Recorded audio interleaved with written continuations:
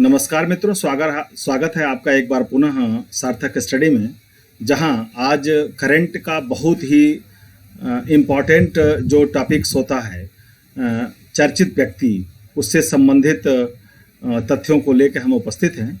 यहां से एक न एक व्यक्ति के बारे में ज़रूर परीक्षा में पूछा जाता है, इसलिए मैं इस टॉपिक को इसमें शामिल किया हूं। आप इसको ध्यान से देखिए। जो चर्चित व्यक्ति से प्रश्न बनेगा वो प्रश्न यहाँ जरूर आपको बताया जाएगा, और अगर आप इसको देखते हैं तो चर्चित व्यक्ति से पूछे जाने वाले प्रश्न के गलत होने की संभावना बिल्कुल ना के बराबर हो जाएगी। और इस सेगमेंट में जो पहला प्रश्न है, जो पहले चर्चित व्यक्ति हैं वो अनिरुद्ध जगन्नाथ हैं। कौन है? अनिरुद्ध जगन्नाथ। आपने पहले भी इनके बारे में पढ़ा होगा और यहाँ भी हम देखेंगे। मॉरिशस के 4 बार प्रधानमंत्री रहे। कितनी बार रहे? 4 बार प्रधानमंत्री रहे। 2 बार राष्ट्रपति रहे। कितनी बार रहे? 2 बार क्या रहे? राष्ट्रपति रहे। अनिरुद्ध जगन्नाथ का 91 वर्ष की अवस्था में 3 जून 2021 को निधन हो गया। वह सबसे लंबे समय तक मॉरिशस के प्रधानमंत्री रहे। इन्हें 1980 में मॉरिशस के आर्थिक सुधारों का जनक माना जाता है। अनिरुद्ध ने भारत और मॉरिशस के रिश्तों को मजबूत बनाने में महत्वपूर्ण भूमिका निभाई।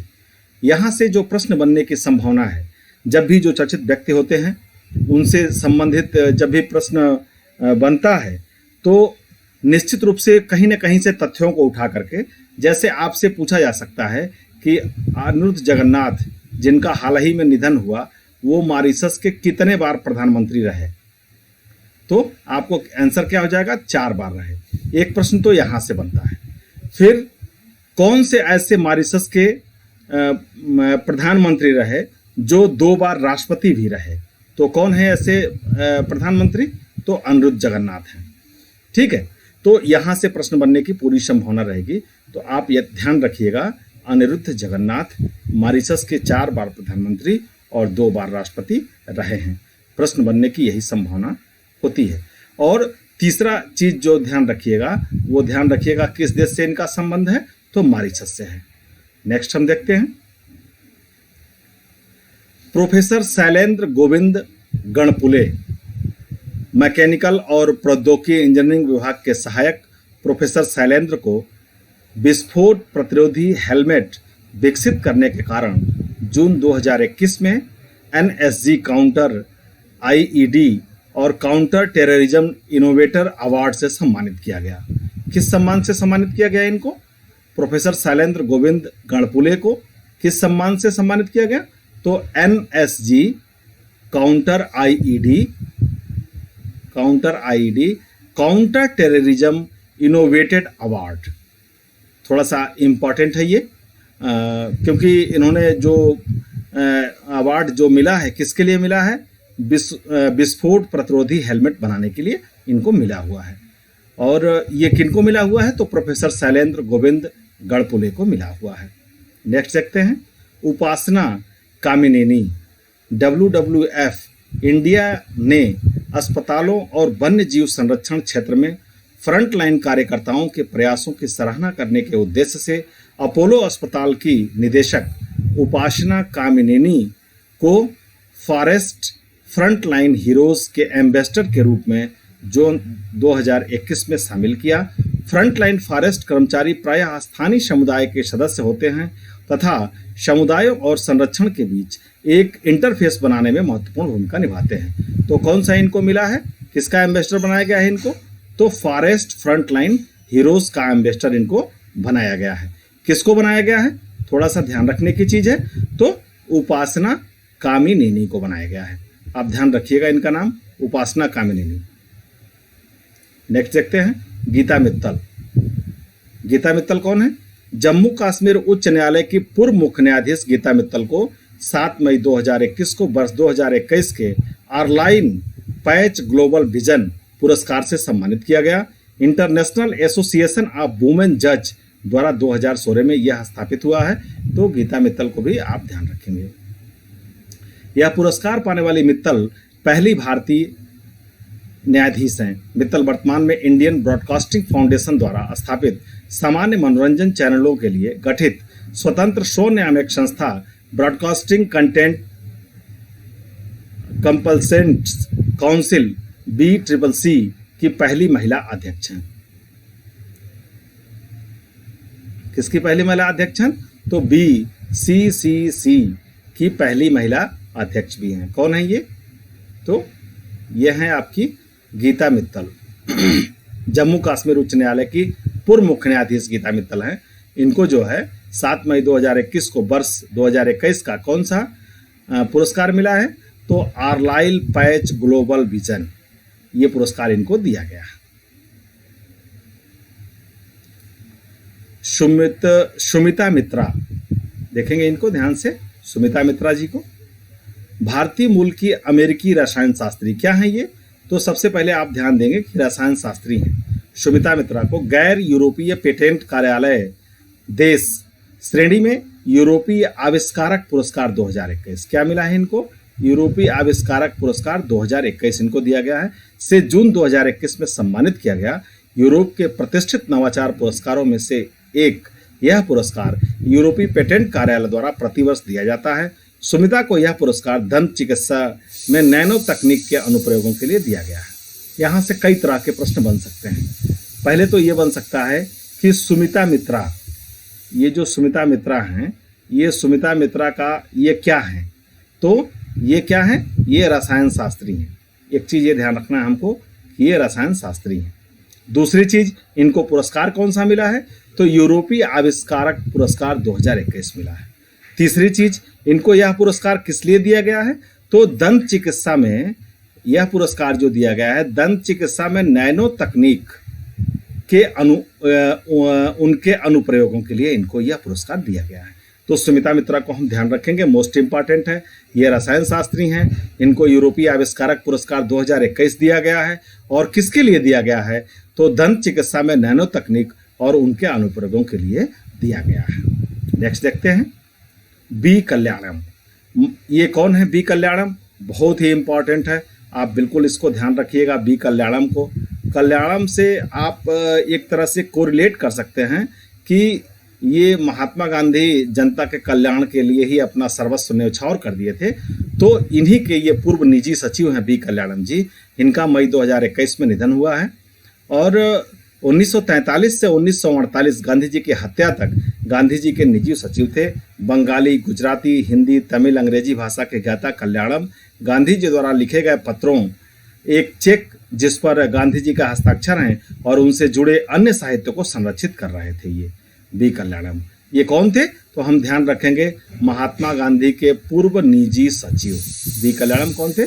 महात्मा गांधी के पूर्व निजी सचिव। अब आपके सामने है संजय दत्त। बॉलीवुड अभिनेता संजय दत्त को हाल ही में यूएई सरकार द्वारा, किस सरकार द्वारा? तो यूएई सरकार द्वारा गोल्डन वीजा से सम्मानित किया गया है। गोल्डन वीजा प्रणाली अनिवार्य रूप से उत्कृष्ट प्रतिभा वाले लोगों को दीर्घकालिक निवास प्रदान करती है। 2019 में यूएई ने लंबी अवधि के निवास वीजा के लिए एक नई प्रणाली लागू की, जिससे विदेशियों को राष्ट्रीय प्रायोजक की आवश्यकता के बिना और उनके व्यवसाय के 100% स्वामित्व के साथ रहने, काम करने और अध्ययन करने में सक्षम बनाया गया है। संजय दत्त गोल्डन वीजा प्राप्त करने वाले पहले भारतीय कलाकार हैं। ये इम्पॉर्टेंट क्यों होता है? क्योंकि ये जो गोल्डन वीजा है, यह गोल्डन वीजा प्राप्त करने वाले कैसे हैं? ये तो पहले भारतीय कलाकार हैं। ठीक है। वीजा की वैधता कितने दिन होती है? तो 5 से 10 वर्ष होती है। यह स्वतः ही नवीकृत हो जाती है। तो यहाँ आप ध्यान रखेंगे कि गोल्डन वीजा किसे दिया यूएई ने, तो आप ध्यान रखेंगे यह गोल्डन वीजा किसे दिया गया है? संजय दत्त को दिया गया है। ठीक है। बॉलीवुड के अभिनेता संजय दत्त को गोल्डन वीजा दिया है। और किसने दिया है? तो यूएई सरकार ने इनको दिया है। ठीक है। तो अभी हाल ही में यूएई सरकार द्वारा गोल्डन वीजा से सम्मानित कलाकार कौन है? तो उस समय आपका उत्तर होगा संजय दत्त है। अब अनुराग ठाकुर को देखते हैं। अनुराग ठाकुर 10 मार्च 2021 को केंद्रीय मंत्री अनुराग ठाकुर प्रादेशिक सेना में कप्तान के रूप में नियुक्त होने वाले पहले सांसद बने। अब यहां से प्रश्न क्या बनता है? कौन से वे केंद्रीय मंत्री हैं जो प्रादेशिक सेना में कप्तान के रूप में नियुक्त होने वाले पहले सांसद हैं? तो वहां हमारा उत्तर क्या होगा? वहां हमारा उत्तर होगा अनुराग ठाकुर। ठीक है। ये चर्चित हैं इस मामले में कि इनको क्या किया गया है। 10 मार्च 2021 को केंद्रीय मंत्री अनुराग ठाकुर प्रादेशिक सेना में कप्तान के रूप में नियुक्त होने वाले पहले सांसद बने। उन्होंने 124 infantry battalion territorial army Sikh में कैप्टन का पद ग्रहण किया। इन्हें जुलाई 2016 में टेरिटोरियल आर्मी द्वारा लेफ्टिनेंट के रूप में प्रादेशिक सेना में नियुक्त किया गया। नेक्स्ट देखते हैं प्रियंका मोहिते। प्रियंका मोहिते जो हैं पश्चिम महाराष्ट्र की सतारा की हैं। प्रियंका मोहिते के बारे में जो डिटेल है वो क्या नाम है कि इसमें लग रहा है कि मिसप्रिंट हुआ है। हम प्रियंका मोहिते की डिटेल देखते हैं और आपको बताते हैं कि ये प्रियंका मोहिते क्यों हैं, कौन हैं और किस मामले में इनकी फिल्म रही है। इसके बाद हम लोग शंख घोष को देखेंगे।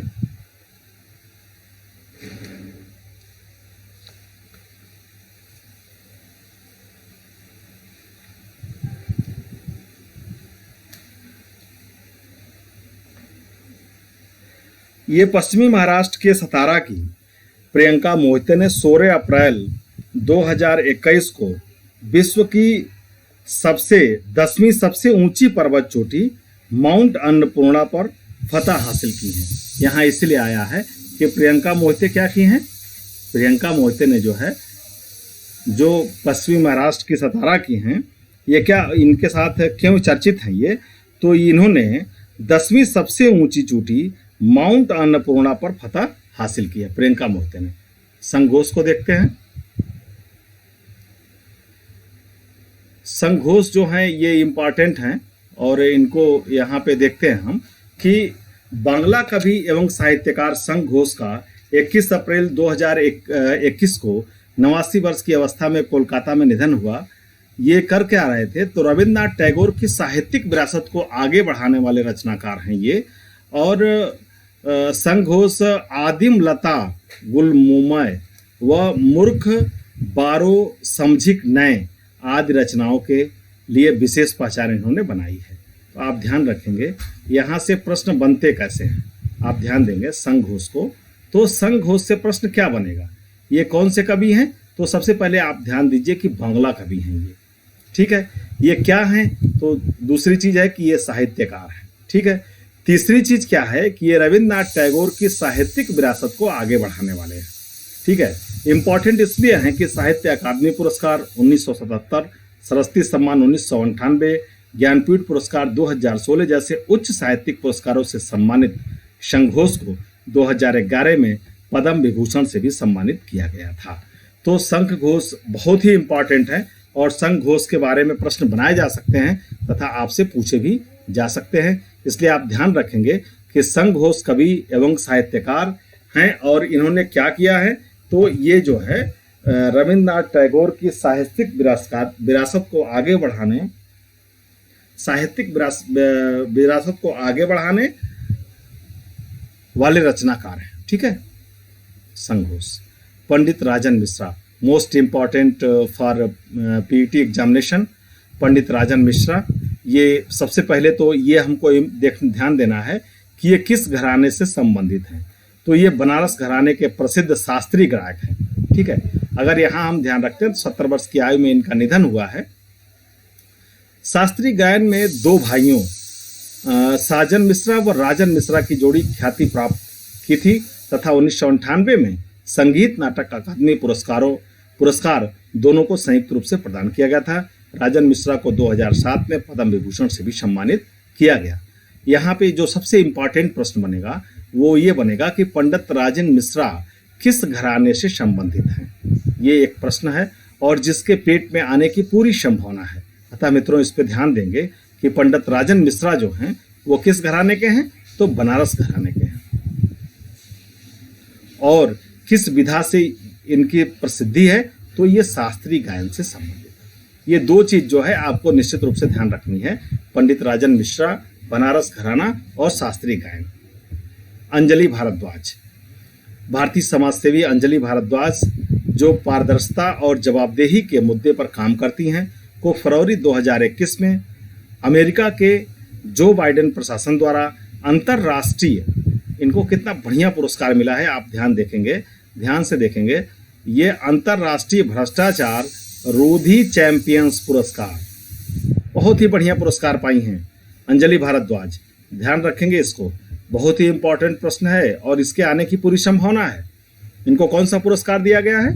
अमेरिका का अंतर्राष्ट्रीय भ्रष्टाचार रोधी चैंपियंस पुरस्कार इनको दिया गया है। 48 वर्षीय भारद्वाज दुनिया के 12 कोरियर्स लोगों में शामिल हैं। इन्होंने 2 दशक से भी अधिक समय से भारत में सूचना के अधिकार के लिए सक्रिय सदस्य के रूप में कार्य किया है। वह एक नागरिक समूह सतर्क नागरिक संगठन की संस्थापक हैं। किसकी संस्थापक हैं? सतर्क नागरिक संगठन की। तो चूंकि ये भारत की हैं और अब ये इनका जैसे ये चर्चित हैं, तो इनसे यही प्रश्न पूछ सकता है कि अंजलि भारद्वाज जो हैं भारतीय समाज सेवी है ना ये, तो इनको यही पूछ सकता है कि ये किसकी संस्थापक हैं। जैसे ये प्रश्न ऐसे बनते हैं, सतर्क नागरिक संगठन SNS की संस्थापक हैं, हमको ये ध्यान रखना है। और इनको पुरस्कार कौन सा मिला है और किस देश ने दिया है? तो इनको अमेरिका ने पुरस्कार दिया है, जो बाइडेन प्रशासन ने पुरस्कार दिया। और कौन सा पुरस्कार इनको दिया है? अंतर्राष्ट्रीय भ्रष्टाचार रोधी चैंपियंस पुरस्कार। किसे दिया गया है? तो यह पुरस्कार दिया गया है अंजलि भारद्वाज को। किसे दिया गया है? यह पुरस्कार अंजलि भारद्वाज को दिया गया है। नेक्स्ट देखते हैं, भावना कंठ, बहुत ही इंपॉर्टेंट है, पहले भी परीक्षा में पूछी जा चुकी हैं। उत्तर प्रदेश PCS की परीक्षा में भी प्रश्न इनसे पूछा गया था। 26 जनवरी 2021 को 28 वर्षीय फ्लाइट लेफ्टिनेंट भावना कंठ गणतंत्र दिवस परेड में हिस्सा लेने वाली पहली महिला फाइटर पायलट बनी। तो आप ध्यान रखेंगे, भावना कंठ, अवनी और मोहना, ये 3 महिलाएं हैं जो फाइटर प्लेन उड़ाती हैं। लेकिन उसमें से भावना कंठ जो हैं वो गणतंत्र दिवस परेड में हिस्सा लेने वाली पहली महिला पायलट बनी हैं। भावना भारतीय वायुसेना में 2016 में शामिल हुई थी। नेक्स्ट है आयशा अजीज, 25 वर्षीय कश्मीरी महिला आयशा अजीज फरवरी 2021 में भारत की सबसे कम उम्र की महिला पायलट बनी। अभी हाल ही में भारत की सबसे कम उम्र की महिला पायलट कौन बनी? अगर ये प्रश्न बनता है तो यहाँ से आपको लगाना होगा कि सबसे कम उम्र की जो महिला पायलट बनी वो कौन बनी? तो वो बनी आयशा अजीज। आयशा अजीज को आप ध्यान रखेंगे। और ये कहाँ की हैं? कश्मीरी महिला हैं, कश्मीर की हैं ये, और सबसे कम उम्र की महिला पायलट बनी। उन्होंने वर्ष 2011 में 15 वर्ष की आयु में सबसे कम उम्र में छात्रा पायलट बनने का लाइसेंस प्राप्त किया था।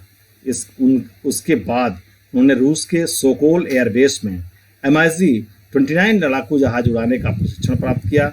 बाद में उन्होंने बॉम्बे फ्लाइंग क्लब BFC से विमानन में स्नातक किया और 2017 में एक कमर्शियल पायलट का लाइसेंस प्राप्त किया।